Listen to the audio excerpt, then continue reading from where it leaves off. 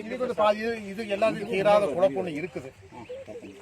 இப்படி ஒரு புற்று சிட்டிக்குள்ள திருப்பூர்லயோ அல்லது கோயம்புத்தூர்லயோ நம்ம பொள்ளாச்சிலையோ உடுமலையிலையோ சிட்டிக்குள்ள இப்படி ஒரு புற்று இருந்தா என்ன ஆகும்?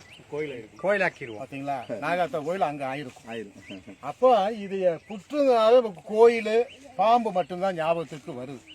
ஆனா பாம்பால இப்படி ஒரு இடத்த ஒரு புற்றை ஒருபோதும் கட்ட முடியாது.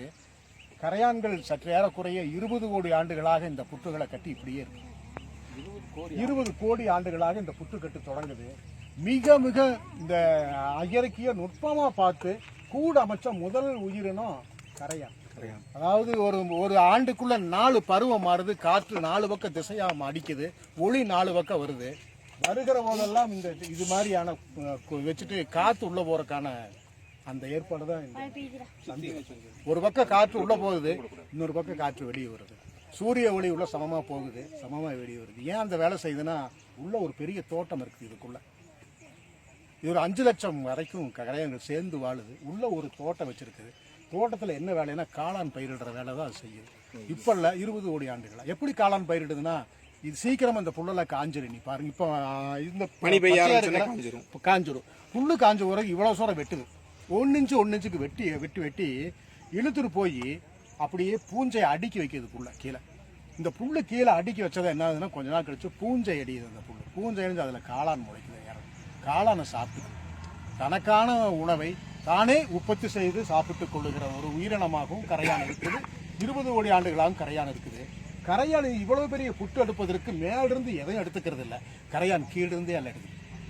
இந்த எல்லா மண்ணும் கீழிருந்து எடுத்துருது, மேலிருந்து எதுவுமே இந்த கரையானை எடுத்துக்கிறது இல்லை. இவ்வளவு அழகா எப்போ எங்கெல்லாம் மழை அதிகமாக வருமோ அங்கெல்லாம் குடை மாதிரி கிளான் கட்டி விடும். நம்ம வச்சுருக்கோம்ல, குடை வச்சுருக்கோம்ல, குடை மாதிரி இருக்கிறதுக்கு மழை அதிகமாக வரும். வெயில் அதிகமாக இருக்கிற இடத்துல இப்படி கூர்மையாக இருக்கும். ஏன்னா அந்த வெயில் ஒளி பட்டு வெளியே போகிற மாதிரி கூட அமைச்சிருக்கு. இவ்வளவு நேக்கா பார்த்து கட்டுற கரையானுக்கு கண்கள் இல்லை. கண்களே இல்லாத கரையான் காலநிலையை சரியாக யூகித்து ஒரு வாழ்விடத்தை கட்டிக்குது. நமக்கு ஏராளமான குழப்பம்.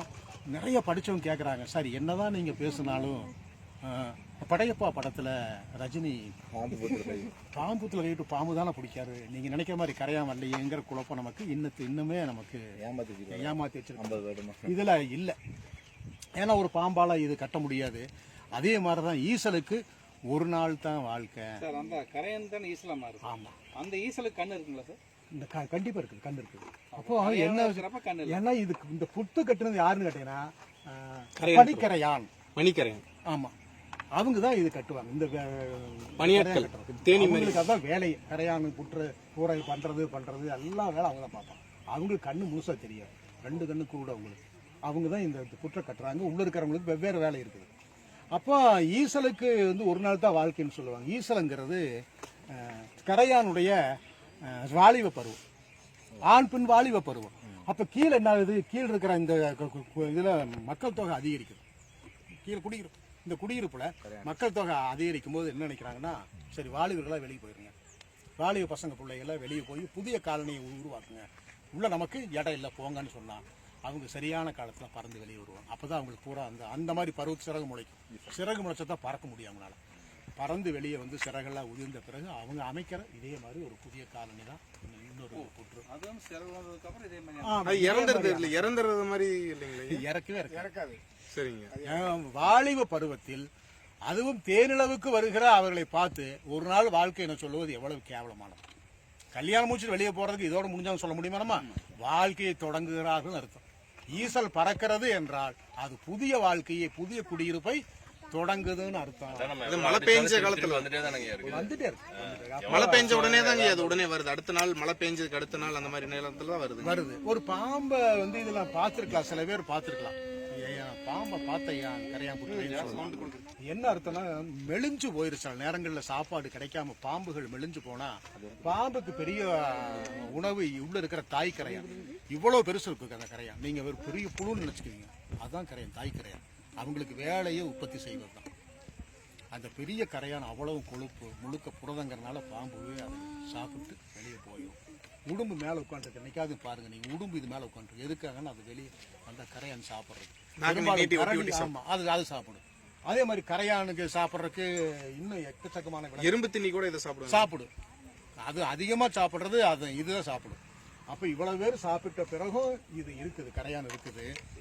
என்ன இருக்குதுன்னா, எவ்வளவு மழை பெஞ்சிருக்கும், எவ்வளவு வெயில் அடிச்சிருக்கும். நம்ம எல்லாம் என்ன எழுதுறோம்னா 2000 ஆண்டுகளுக்கு முன்பு கட்டப்பட்ட கோயிலுக்கு பற்றி போய் பேசுகிறோம். நம்ம கல்லணை பத்தி அதிகமா பேசுறோம். அதே மாதிரி தஞ்சை பெரிய கோயில் பேசிக்கிறோம். இப்ப சமீபத்தில் ஒரு கரையான் புற்று எல்லா பெரும் மலைகள், பூகம்பங்கள், மலைகள், பெரும் மழை, பெரும் வெயில கடந்து 4600 வருஷமா ஒரு புற்று.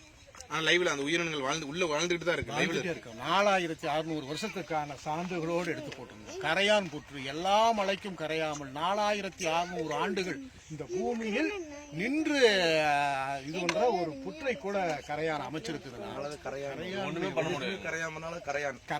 கரையாதவன். இன்னொன்னு பெரிய சிறப்பு என்ன இருக்கு, இந்த பூமியில நம்மளாம் 1%, 800 கோடி மக்கள் தொகை இருந்தாலும் 1%, கரையானும் எறும்புகளும் 20%.